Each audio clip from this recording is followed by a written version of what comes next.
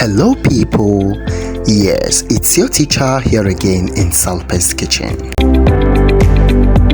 As a food handler today, we will be looking at a very crucial topic known as locally fabricated oven. It various uses in the food industries. Who should and should not use it? Its pros and cons, how we can effectively maneuver the shortcomings in order to produce the desired result in our baked products. Please stay tuned because this video is promising to teach you a lot of skills that enables you to bake like a professional even though you are using a locally fabricated oven. Finally, in this video, you will learn my step-by-step method of how to set up a locally fabricated oven the right way, even if you are just a first timer. And if you are ready, hit the like button. Let's begin immediately.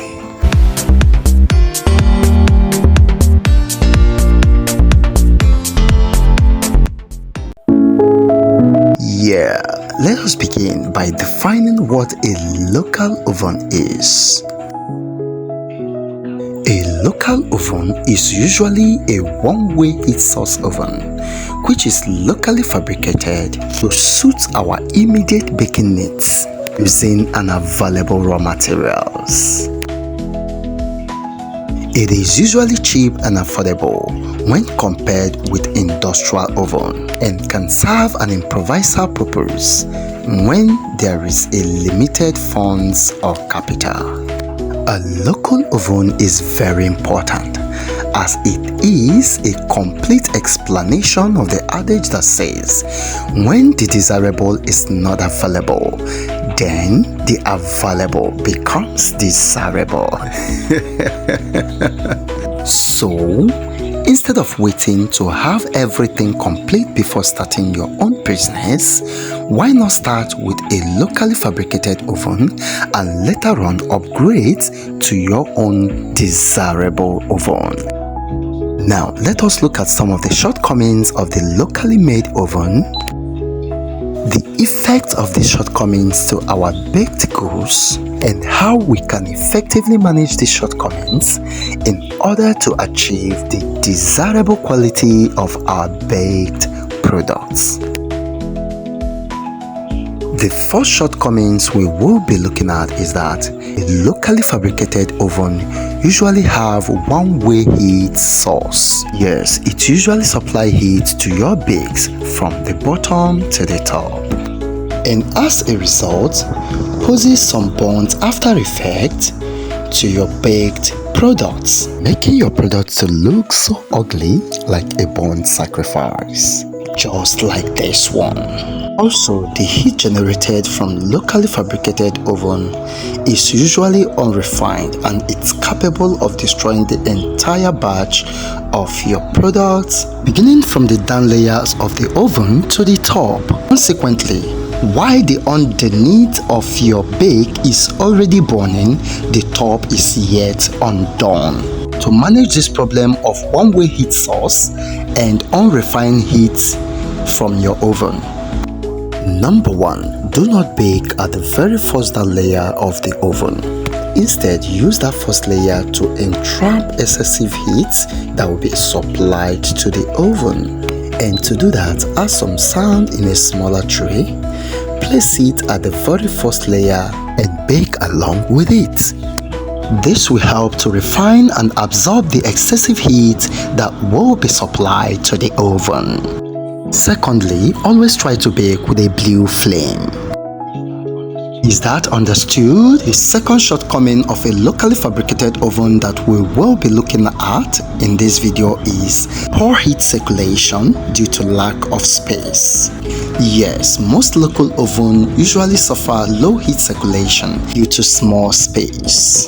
To make the matter worse, the inbuilt pan that usually comes with the oven was also designed to cover the entire surface area of the inner part of the oven, leaving no space for heat tracking and circulation. This also keeps me wondering if the fabricators of these ovens are even learned at all. Like, who does that? How can you block all the heat channels with the pan in an oven with many layers, and you still expect the even distribution of heat and baking round about the oven in just a one heat distribution oven system? Anyway, let's talk about the solution. And for the solution, your oven system should contain an oven rack and a pan. While the rack is equal to the size of your oven, the pan should be far more smaller than the rack, giving space to heat circulations and penetration. Is that understood? If you've not fabricated your oven, pans and rack already, thank God, so that you can pre-correct this before fabrication so that you don't waste your money. But if you have already fabricated, then you need to go for a smaller pan to encourage heat circulation. Is that understood? And if you must bake with the pan that equals the same size with the oven, then you have to bake one pan at a time, usually at the upper part of the oven. Good. Now the third shortcomings that we will talk about is that your local oven is usually unpadded and ungalvanized. Yes, local oven is usually made from a cheap and lighter locally available metals. Most of these local oven fabricators care less about merging these metals together for heat retention. The reason is subject to how much you paid and the cost of their production. As a result, they also care less about adding in some sensitive materials that will help to retain the heat, otherwise known as galvanization. This is one of the biggest problems of your local oven. This brings about heat loss to the atmosphere and low heat retention in the baking goods inside the oven. This explains why local oven bakes longer than the padded oven. What would have taken 20 to 25 minutes to bake in a deck oven would definitely take more than an hour in the locally fabricated oven. That can also increase the cost in your gas expenditure. Now, to solve this problem of heat loss, it's advisable that you cover your oven with a thick material like rug or duvet during baking in order to prevent this heat loss, at least to an extent. Is that understood? Now, other shortcomings of a locally fabricated oven is difficulties in detecting your baking temperature. This is because a locally fabricated oven has no installed thermometer right inside of it. To change this, you can install a thermometer into your oven in order to detect your baking temperature, or mark the exact position of your oven control button that usually gives you what you want anytime you bake, so that you can maintain that position whenever you are baking. Is that understood? Good. Now, despite all these aforementioned shortcomings of a locally fabricated oven, its benefits to bakers can never be underestimated. So, who then can use and manage this locally fabricated oven just the way I have explained, and who should not manage it for any reason at all? Now, if you are into pastries and cakes, then congratulations, you can use and manage locally fabricated oven without any notable adverse effect on the quality of your product. Reason is that pastries and cakes are baked from soft flour with a lower gluten that might just require little heat penetrations and retention.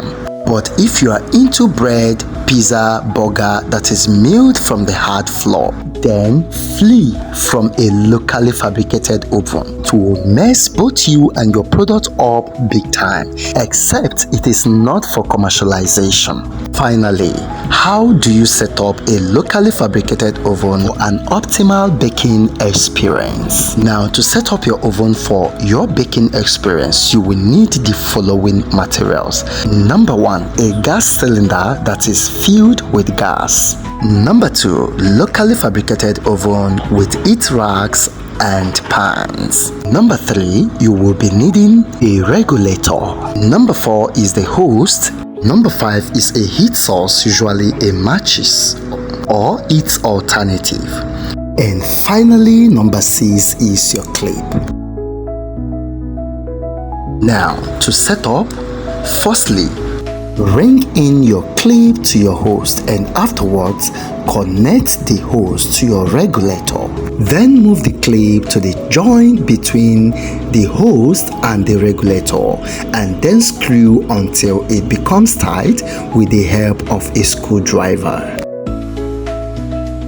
At this point, always ensure that the clip is tightly fixed, as otherwise might lead to kitchen hazard. Next, connect your regulator to your cylinder valve, just as expressed in this video. Then turn the gas and add in the second clip to the other side of the host.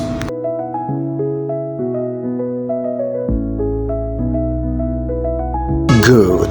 Connect the host to the nozzle of the oven and afterwards tightly screw in the clip.